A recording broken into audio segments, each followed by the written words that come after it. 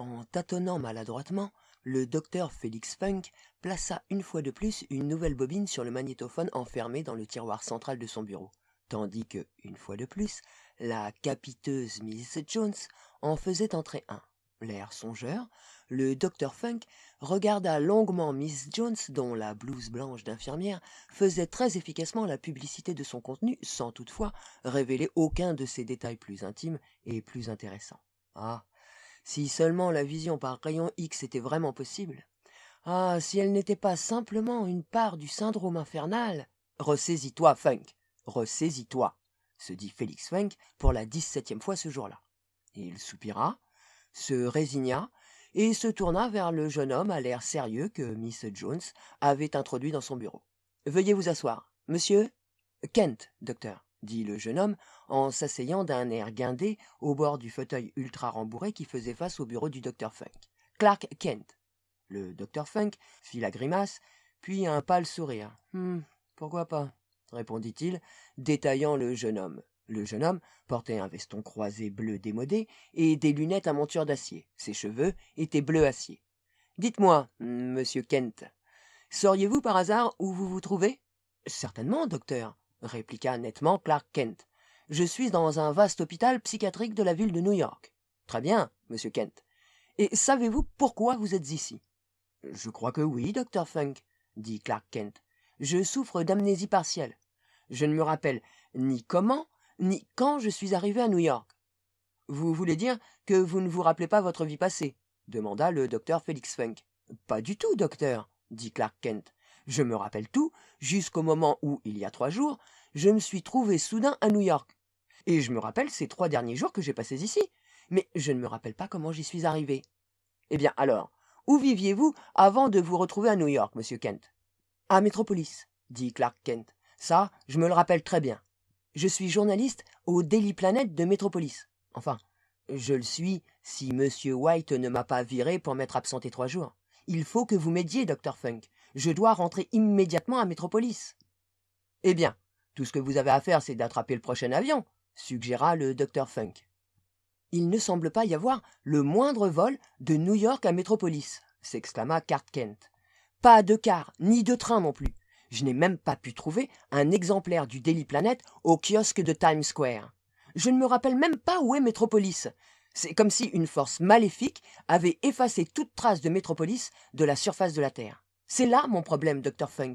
Il faut que je retourne à Metropolis, mais je ne sais pas comment faire. »« Dites-moi, monsieur Kent, » dit lentement Funk, « pourquoi, au juste, est-il si important que vous rentriez à Metropolis immédiatement ?»« Eh bien, il y a mon travail, » dit Clark Kent avec gêne. « Perry White doit être furieux à présent, et il y a ma petite amie, Lois Lane. Enfin, ce n'est peut-être pas ma petite amie, mais disons que j'ai des espérances. » Le docteur Félix Funk eut un sourire de conspirateur. « N'y aurait-il pas quelque raison plus urgente, monsieur Kent ?» dit-il. « Quelque chose qui, peut-être, aurait un rapport avec votre identité secrète ?»« Identité secrète ?»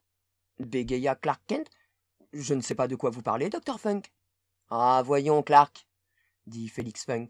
« Des tas de gens ont des identités secrètes. J'en ai une moi-même. Dites-moi la vôtre et je vous dirai la mienne. Vous pouvez me faire confiance, Clark. Le serment d'Hippocrate et tout ça. Avec moi, votre secret ne courra aucun risque. »« Mon secret ? Mais de quel secret parlez-vous ? » ?»« Allons, voyons, monsieur Kent, » jeta Funk. « Si vous voulez de l'aide, il vous faut jouer franc jeu avec moi. Ne me servez pas cette histoire de petit journaliste timide. Je sais qui vous êtes réellement, monsieur Kent. »« Je suis Clark Kent, petit journaliste timide au Daily Planet de Metropolis, » insista Clark Kent. Le docteur Félix Funk plongea la main dans un tiroir du bureau et en sortit un petit bout de rocher recouvert de peinture verte. « Qui, s'exclama-t-il, est en réalité Superman, plus rapide qu'une balle de fusil, plus puissant qu'une locomotive, capable de sauter d'un seul bond par-dessus des immeubles. Savez-vous ce qu'est ceci ?» vociféra-t-il en fourrant le caillou vert sous le nez de l'infortuné Clark Kent. « C'est de la kryptonite. Voilà ce que c'est. De l'authentique kryptonite dûment brevetée. Quel effet est-ce que ça vous fait, ça, Superman ?» Clark Kent, qui est en réalité l'homme d'acier, essaya de dire quelque chose, mais avant de pouvoir émettre un son, il sombra dans l'inconscience. Le docteur Félix Funk tendit la main au-dessus du bureau et déboutonna la chemise de Clark Kent. Oui, bien sûr, sous son costume de ville, Kent portait des sous-vêtements mangés au mythe et teints en bleu. Sur la poitrine était grossièrement cousu un S rudimentaire en tissu. Un cas classique, marmonna le docteur Funk pour lui-même. Tout droit sorti d'un manuel. Il a même perdu ses pouvoirs imaginaires quand je lui ai montré la kryptonite bidon. Encore un travail pour Super Givaro. Ressaisis-toi, Funk, ressaisis-toi, se dit une fois de plus le docteur Félix Funk. Secouant la tête, il sonna les infirmiers. Après que les infirmiers eurent emporté Clark Kent numéro 758, le docteur Félix Funk tira un tas d'illustrés d'un tiroir, les étala sur son bureau, les fixa d'un œil inexpressif et gémit. Le syndrome de Superman était en train d'échapper à tout contrôle. Rien que dans ce seul hôpital, il y avait déjà 758 cas répertoriés du syndrome de Superman, songea-t-il lugubrement. Et dans la salle des arrivées, Dieu sait combien de superdingues qui attendent de l'être. Pourquoi ? Pourquoi marmonna Funk en tirant sur ses cheveux qui se clairsemaient rapidement. La raison de base, la raison fondamentale, inéluctable, incurable, il le savait, c'était, bien sûr, que le monde était plein de Clark Kent, des hommes humbles et bien gentils, des perdants nés. Et bien sûr, aucun d'entre eux n'avait de lui-même une image dominable. Toute souris a besoin de se voir comme un lion. Tout le monde a une identité secrète, se fait de soi une image rêvée, avec des pouvoirs fantastiques, une capacité de faire face à des situations normalement impossibles. Même les psychiatres ont des identités secrètes, songea distraitement Funk. Après tout, qui, sinon Super Givaro en personne, pourrait faire face à un service plein de Supermen ? Super Givaro, plus puissant qu'un psychotique en crise, capable de diagnostiquer des névroses entières en une seule séance, plus fort que Freud, plus rapide que Reich, qui, sous le déguisement du docteur Félix Funk, responsable chauve et harassé du service du syndrome du Superman du vaste asile de dingue de la grande ville, mène une guerre inlassable pour l'adaptation, l'analyse néo-freudienne, la réforme des honoraires médicaux et le mode de vie américain. Ressaisis-toi, Funk, ressaisis-toi. Chez les meilleurs d'entre nous, songea Funk, il y a un petit Clark Kent qui sommeille. Et c'est pourquoi Superman était depuis longtemps passé dans le folklore. Superman et son alter ego Clark Kent étaient l'expression parfaite, nue, du dilemme humain Kent et de la satisfaction imaginaire correspondante, l'homme d'acier. Il était normal que les enfants assimilent ce mythe synthétique dans leurs petits inconscients malpropres. Mais il était également normal qu'ils l'abandonnent en grandissant. Quelques tendances schizoïdes dans l'enfance n'ont jamais fait de mal à personne. Tous les mômes sont un peu siphonnés, raisonna Funk, non sans sagacité. Si seulement quelqu'un avait abattu Andy Warhol avant qu'il ne soit trop tard. C'est ce qui avait tout déclenché, qui avait remué toute cette vase, pensa Funk, la vague du pop art. Brusquement, les bandes dessinées avaient cessé d'être des conneries pour les mômes. Brusquement, elles étaient devenues de l'art avec un grand A, un énorme A majuscule. Les comics étaient dans le vent, ils étaient cool, et de soi-disant adultes n'avaient même plus honte de les faucher au mouflet pour les lire eux-mêmes. Partout en Amérique, des hommes humbles et bien élevés avaient fait demi-tour et s'étaient mis à revivre leur enfance à travers les comics. Des milliers de minables humbles et bien élevés s'étaient mis de nouveau à s'identifier avec le journaliste humble et bien élevé du Daily Planet de Métropolis. C'était comme de se retrouver chez soi. Superman était la parfaite incarnation de la satisfaction imaginaire. Personne ne doutait qu'il pût pulvériser James Bond, sauter d'un seul bond par-dessus un embouteillage sur la voie express de Long Island, voir à travers les vêtements des femmes grâce à sa vision rayon X, et pan, le syndrome de Superman. Premier stade, la victime s'identifiait avec l'archétype de toutes les pauvres noix Clark Kent. Deuxième stade, il commençait de plus en plus à se prendre pour Clark Kent. Il commençait à rêver qu'ils étaient Superman. Troisième stade, un instant d'intense frustration, la rebuffade de quelque image de Lois Lane, l'engueulade par quelques substituts de Perry White, et quelque chose claquait. Et ils étaient dans les griffes du syndrome de Superman. D'ordinaire, cela débutait secrètement. La victime se procurait des sous-vêtements à caleçon long, cousait un S dessus et prenait l'habitude de le porter occasionnellement sous ses vêtements de ville, dans les moments de tension. Mais, une fois la première étape fatale franchie, le syndrome de Superman était irréversible. La victime prenait l'habitude de porter le costume tout le temps. Tôt ou tard, l'épreuve et la tension de la réalité devenaient insupportables, et un état de fugue en résultait. Durant la fugue, la victime se teignait les cheveux en bleu acier Superman, achetait un complet veston bleu croisé et des lunettes à monture d'acier, oubliait qui elle était et s'éveillait un matin avec un ensemble de souvenirs sortis tout droit de la bande dessinée. Elle était Clark Kent, et il lui fallait rentrer à Metropolis. C'est déjà assez moche que des milliers de cinglés se baladent dans la nature en se prenant pour Clark Kent, mais l'aspect horrible de la chose, c'était que Clark Kent était aussi l'homme d'acier. Ce qui signifiait que des milliers d'adultes sautaient du haut des immeubles, essayaient d'arrêter des locomotives à main nue, s'attaquaient dans les rues à des criminels armés et, d'une manière générale, s'employaient à se faire harakiri. Ce qui était pire, c'est qu'il y avait tant de superdingues qui surgissaient de partout qu'à présent tout le monde dans le pays avait vu au moins une fois Superman. Et il y en avait suffisamment qui avaient réussi un exploit quelconque, sauver une petite vieille d'une bande de casseurs, faire rater un hold-up maladroit simplement en se mettant dans les jambes des braqueurs, pour qu'il devienne rapidement impossible de convaincre les gens que Superman n'existait pas. Et plus les gens arrivaient à se convaincre que Superman existait, plus il y en avait qui tombaient victimes du syndrome, et plus les gens étaient convaincus... Funk poussa un grognement. Il y avait même un commentateur de télévision bien connu qui avait suggéré en plaisantant que Superman était peut-être réel, et que les dingues étaient ceux qui n'y croyaient pas. Serait-ce possible ? Se demanda Funk. Si la santé mentale se définit selon la norme, selon l'état de la majorité de la population, et si la majorité de la population croit à Superman, alors peut-être que quiconque ne croit pas à Superman est dingue. Si les dingues étaient équilibrés, et que les gens équilibrés soient en réalité des dingues, et si les dingues étaient en majorité, alors la vérité devrait être que... Ressaisis-toi, Funk! Cria à haute voix le docteur Félix Funk. Il n'y a pas de Superman. Il n'y a pas de Superman. Funk fourra les illustrés dans le tiroir et appuya sur un bouton de son interphone. Vous pouvez faire entrer le prochain Superlouf, Miss Jones, dit-il. La capiteuse Miss Jones semblait rougir tout en introduisant le patient suivant dans le bureau du docteur Funk. Celui-ci avait quelque chose de troublant, estima aussitôt Funk.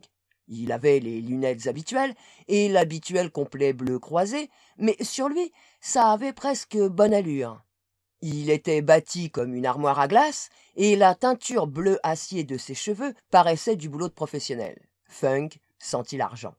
Un des pouvoirs de Super Givaro, après tout, c'était la capacité surnaturelle de calculer instantanément le relevé de banque d'un client potentiel. Peut-être y aurait-il un moyen de mettre la main sur celui-ci et de s'en faire un client personnel. « Prenez un siège, monsieur Kent, » dit le docteur Funk. « Vous êtes Clark Kent, n'est-ce pas ?» Clark Kent s'assit sur le bord du fauteuil, son large dos raide comme la justice. « Eh bien, mais oui, docteur, » dit-il. « Comment avez-vous su ?»« J'ai lu vos trucs dans le Daily Planet de Metropolis, monsieur Kent, » dit Funk. « Il faut vraiment que je l'emballe, celui-ci, » pensa-t-il. « Il y a de l'argent là-dessous. Ce boulot de teinture est si bon qu'il a dû au moins lui coûter 50 sacs. C'est vraiment du travail pour Super Givaro. »« Eh bien, qu'y a-t-il au juste qui a l'air de ne pas aller, monsieur Kent ?» dit-il.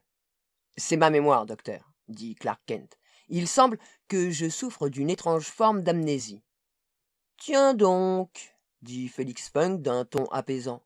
« Serait-il possible que vous vous soyez soudain retrouvé à New York sans savoir comment vous y étiez venu, monsieur Kent ?» dit-il.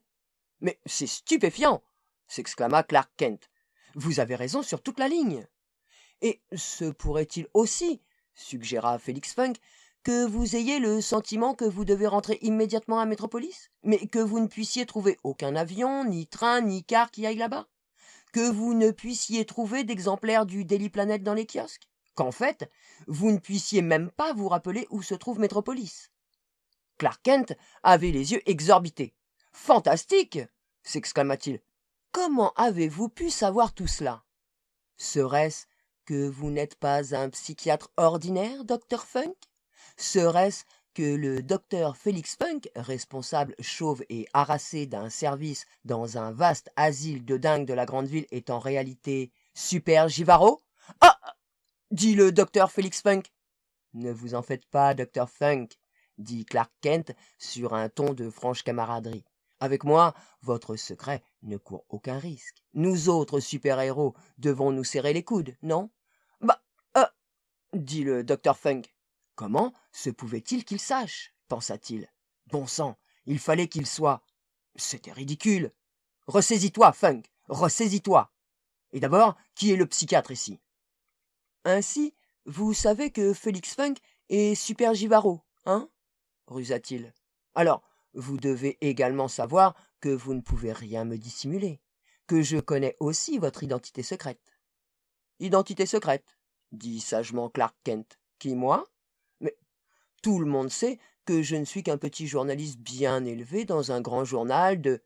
Poussant un waouh sauvage, le docteur Félix Funk bondit brusquement à moitié par-dessus son bureau et arracha la chemise de Clark Kent médusée, révélant un uniforme collant bleu avec un S rouge dans un écusson sur sa poitrine. Là aussi, c'était du travail de professionnel, apprécia Funk en connaisseur. « Ha ha !» s'exclama Funk. Ainsi, Clark Kent, petit journaliste timide et bien élevé, est en réalité Superman. Ainsi, mon secret est découvert, fit stoïquement Clark Kent. J'espère bien que vous croyez en la vérité, la justice et le mode de vie américain. Ne vous inquiétez pas, mon vieux Clark. Avec moi, votre secret ne court aucun risque. Nous autres, super-héros, devons nous serrer les coudes, non? Absolument, dit Clark Kent. Et maintenant, au sujet de mon problème, docteur. Votre problème?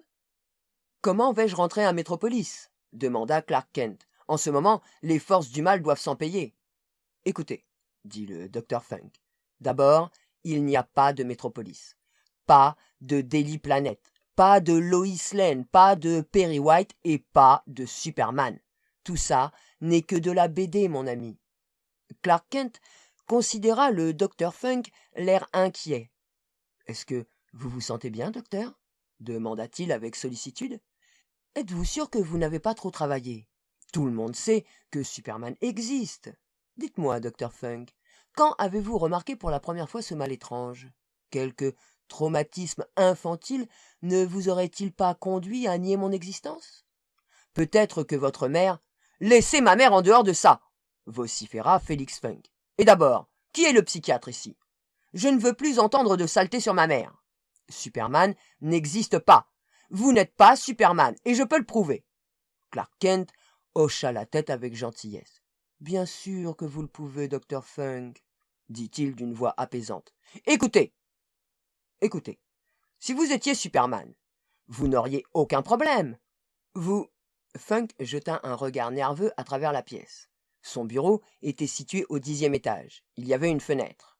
La fenêtre avait des barreaux d'acier de 3 centimètres d'épaisseur. Il ne peut pas se blesser, pensa Funk. Alors, pourquoi pas lui faire regarder la réalité en face et briser l'illusion?